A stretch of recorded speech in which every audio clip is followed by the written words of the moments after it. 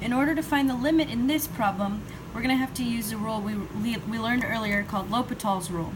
For L'Hopital's rule, we're going to take the derivative of the top, the numerator, the derivative of the denominator, and continue to plug in the limit. Right now, if we were to plug in the limit, we'd get a 0 in the denominator, which is undefined. So that's why we have to go through with L'Hopital's rule. So let's do it.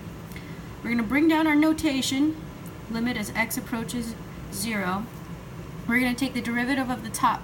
So the derivative of the numerator, we have trig function, so our derivative will be negative sine of 2x.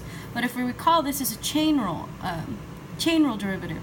So we're going to go ahead and have to take the derivative of the inside function, which will just be 2. Negative 1 is a constant, so the derivative there is 0. Now we can proceed and take the derivative of the denominator. So the derivative of sine 5x is cosine of 5x, and just like before, this is a chain rule derivative, so we're going to have to go ahead and take the derivative of this inside function, which is just 5. Now we can rewrite it. Ooh, not equal there, sorry about that.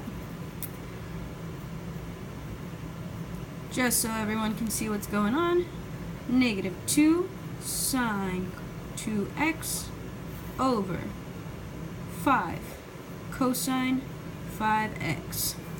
Now we're good to go through and plug in our limit, plug in our value as x approaches 0.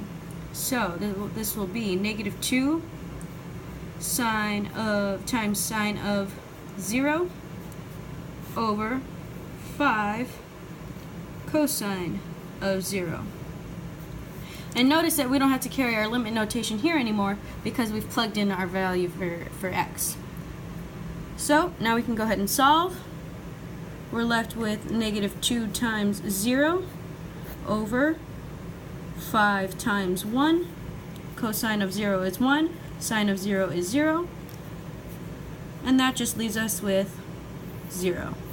So the limit as x approaches 0 of cosine 2x minus 1 over sine x of 5, just 0.